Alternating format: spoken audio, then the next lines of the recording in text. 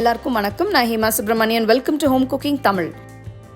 இன்னைக்கு ரொம்ப அருமையான முந்திரி பருப்பு வச்சு ஒரு சூப்பரான புலாவ் தான் செய்ய போகிறோம். வாங்க எப்படி செய்யறதுன்னு பார்க்கலாம்.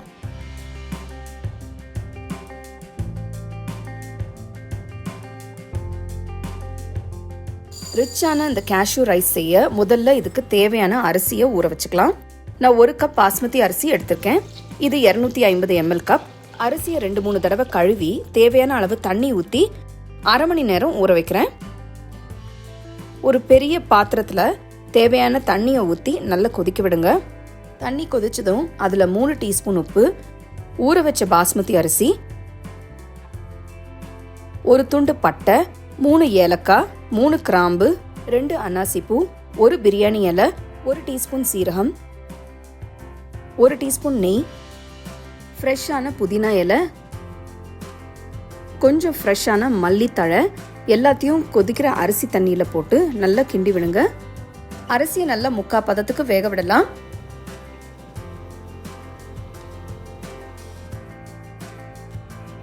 பாருங்க, இப்போ அரிசி ஆல்மோஸ்ட் வெந்துடுச்சு. இப்போ தண்ணியை வடிகட்டி தனியாக எடுத்து வச்சிடலாம்.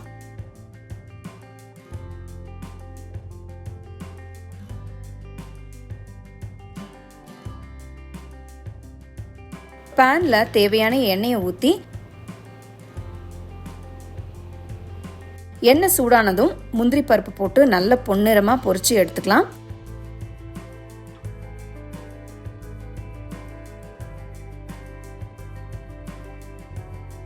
பாருங்க, கோல்டன் ப்ரௌன் கலர்ல எவ்வளோ அருமையா பொரிஞ்சு வந்திருக்குன்னு.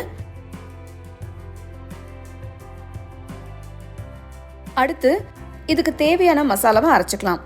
ஒரு மிக்சர் ஜாரில் 2ஆ உடைச்ச 5 பச்சை மிளகாய், நறுக்கின கொஞ்சம் பூண்டு பல்லு, நறுக்கின ஒரு பெரிய துண்டு இஞ்சி சேர்த்து நல்லா அரைச்சி தனியாக எடுத்து வச்சிடலாம்.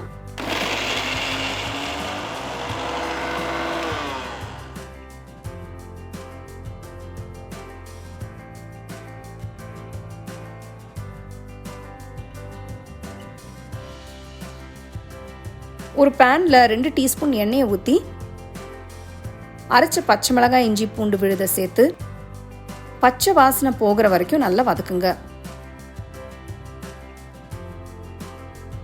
விழுது நல்ல பொன்னிறமாக வறுபட்டதும் 1/2 கப் காய்ச்சி ஆற வச்ச பாலை சேர்த்து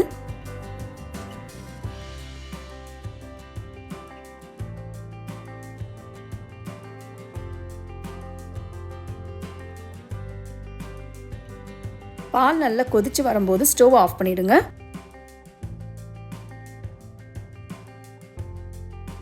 அடுத்து ஸ்டோவ்ல ஒரு தவாவை வச்சு அதுக்கு மேலே ஒரு அகலமான பாத்திரம் வைங்க. 3 டீஸ்பூன் நெய் ஊற்றி வேக வச்ச பாஸ்மதி அரிசியை சேர்த்துக்கலாம்.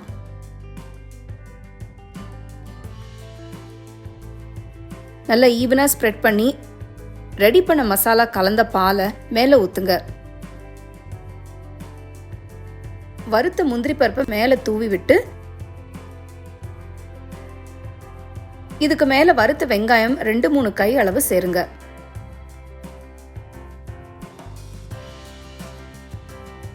பாத்திரத்தை மூடி வச்சு ஒரு 15 நிமிஷம் நல்லா வேக விடுங்க.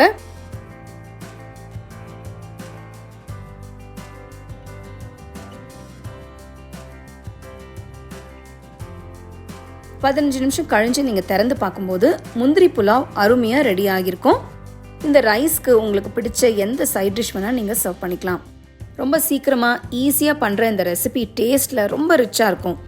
ஸோ கண்டிப்பாக ட்ரை பண்ணி ரசித்து சாப்பிடுங்க.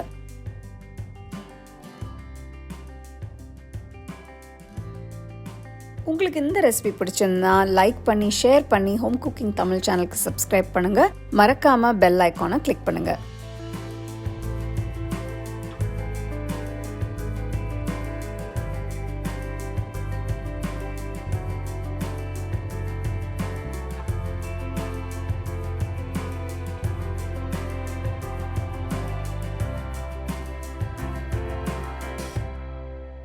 The second edition of our home cooking book is now available on our website 21frames.in. I'll give you the link in the description. You can go and check it out. The book is currently available only in India for now, so you can place your orders on 21frames.in.